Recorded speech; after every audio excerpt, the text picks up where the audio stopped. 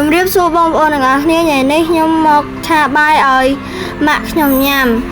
ព្រោះម៉ាក់ខ្ញុំថ្ងៃហ្នឹងឃ្លានបាយឆាឥឡូវនេះខ្ញុំហាក់យកបន្លែទៅលាងប៉ុន្តែខ្ញុំអត់បានថតទេឥឡូវនេះកំពុងហាន់បន្លែដើម្បីឲ្យម៉ាក់ខ្ញុំញ៉ាំហើយខ្ញុំដំខ្ទឹមហើយខ្ញុំបកខ្ទឹមចេញហើយខ្ញុំចិញ្ច្រាំវាតតែម៉ត់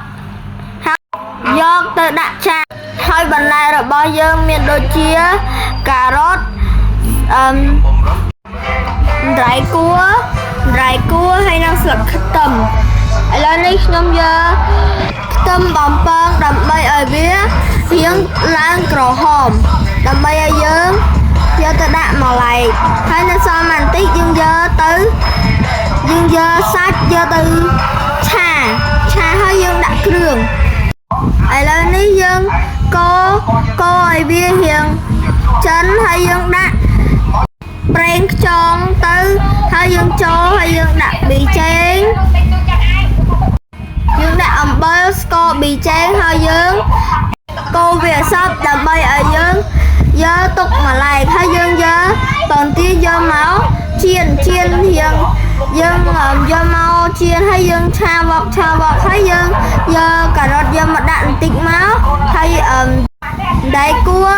ដាក់កូរចូលគ្នាឲ្យឆ្អិនដើម្បីឲ្យវាពណ៌ក្រហមតិចហើយយើង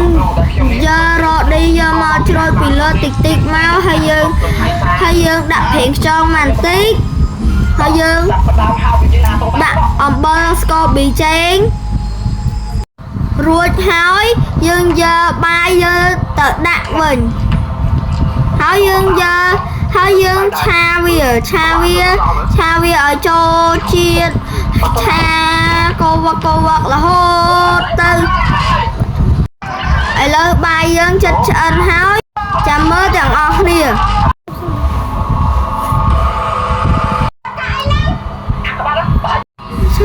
ឥឡូវនេះ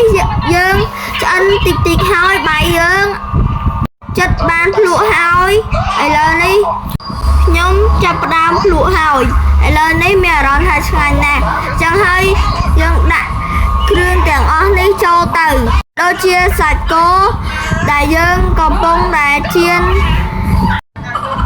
ហើយយើងកូរហើយកូរទៀតហើយយើងឲ្យវារៀងឡើងក្រហមបន្តិចហើយយើងយកចានមួយយើងយកទៅដាក់ចូលហើយយើងបន្ថាប់វាចាញ់ជារូបរាងមូលតើបងប្អូនស្អាតដែរឬទេឥឡូវនេះខ្ញុំដាក់ម៉ូតមួយចង់ដឹងថាសម្រស់ស្អាតដែរឬទេឥឡូវនេះខ្ញុំកំពុងតែដាក់ម៉ូតហើយយើងដាក់ការ៉ុតធ្វើស្លឹកត្រចៀកហើយយើងរួចជាការស្រេចហើយបងប្អូនគិតថាស្អាតដែរឬទេវាជាស្នាដៃរបស់ខ្ញុំ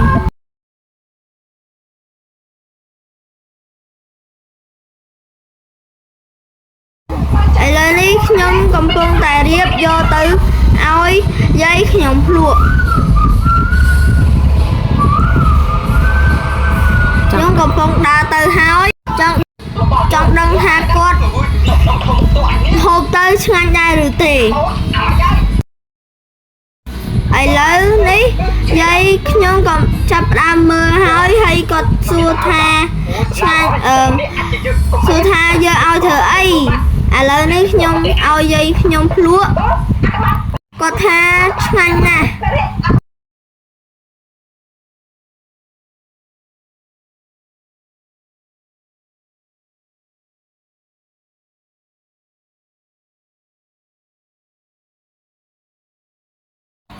ឥឡូវនេះខ្ញុំហូបម្ដងចង់ដឹងថាខ្ញុំធ្វើស្នាដៃរបស់ខ្ញុំឆ្ងាញ់ដែរឬទេហើយលើខ្ញុំភ្លក់ហើយខ្ញុំគិតថាឆ្ងាញ់ណាស់